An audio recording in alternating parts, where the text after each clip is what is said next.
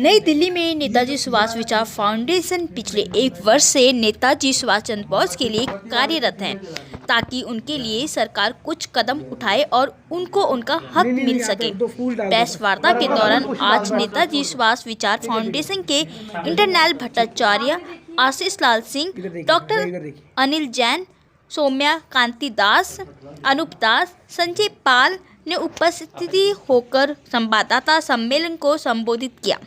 नेताजी सुभाष चंद्र बोस ने हमारे भारतीय स्वतंत्रता संग्राम में सबसे बड़ा योगदान दिया है। नेताजी सुभाष चंद्र बोस ने नारा दिया था कि तुम मुझे खून दो, मैं तुम्हें आज़ादी दूंगा, और इस नारे के तुरंत बाद सभी धर्मों के लोगों ने अपना खून बहाने के लिए आ खड़े हुए। नेताजी सुभाष चंद्र बोस जी का भारत की आज़ादी में बहुत बड़ा योगदान रहा है, फिर भी आज तक नेताजी को उनके हक नहीं मिल सके। इसी मुद्दे पर संस्था ने अपने विचार प्रकट किए। देश में कई बार केंद्र में सरकारें बदली, लेकिन किसी भी नेता ने आज तक नेताजी सुभाष चंद्र बोस के लिए संग्रहालय बनाने के बारे में कोई आवाज़ नहीं उठाई।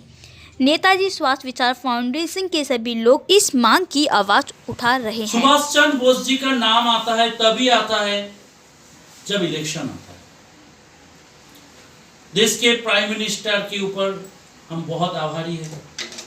बंगाल के चीफ मिनिस्टर ममता बनर्जी से भी हम बहुत आभारी हैं, क्योंकि जो रेस्पेक्ट सुभाष चंद्र बोस जी को मिलना चाहिए था वो लोगों ने कोशिश किया। लेकिन हमारा कुछ मांग भी है कि आज देश का कौन सा मजबूरी है, जो देश का जो राजधानी है, इस राजधानी का जो इंडिया गेट है, जिसको आप लोगों ने वॉर मेमोरियल के नाम से जानते हैं, ये इंडिया गेट ब्रिटिश लोगों ने बनाया था।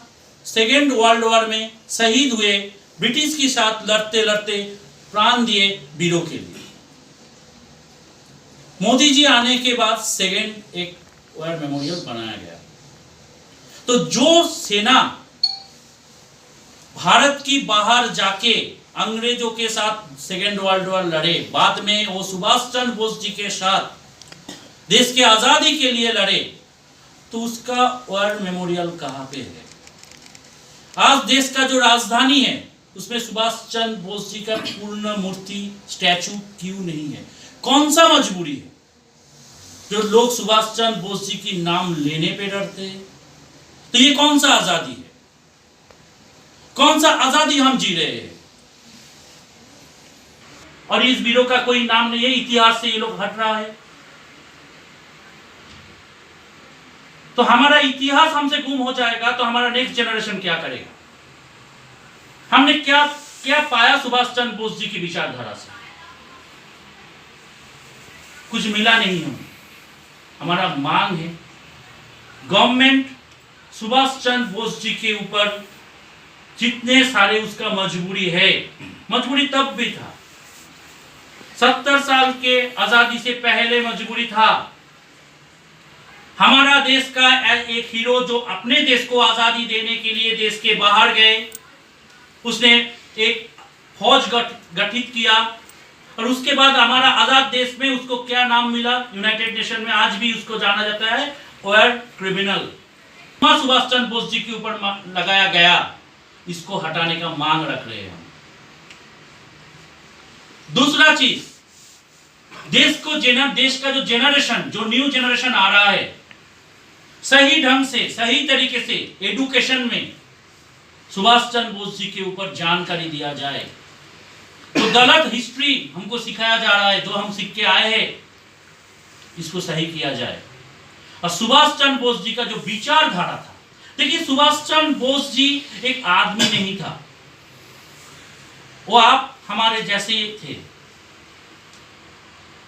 आज सुभाष चंद्र बोस जी कभी हिंदू के बारे में नहीं सोचा, मुस्लिम के बारे में नहीं सोचा, कोई भेदाभेद नहीं किया।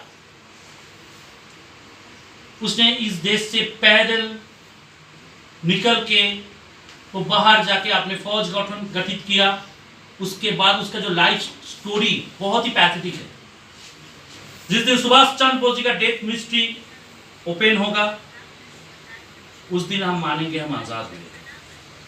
फिलहाल मेरा तो यही मानना है, हम आजाद अभी भी नहीं।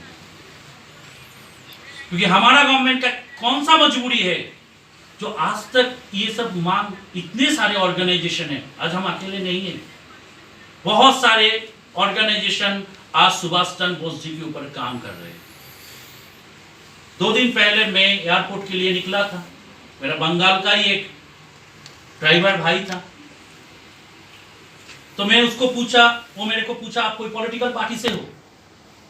तो मैंने बोला भाई मैं सुभाष पंथी हूँ, मैं कोई मोदी पंथी नहीं हूँ, मैं कोई दीदी पंथी नहीं हूँ, मैं सुभाष पंथी हूँ। ये सुभाष कौन है? मेरे को आंसर देना नहीं आया, क्योंकि ये उसका तो गलती नहीं है, वो हमारा सिस्टम का गलती है।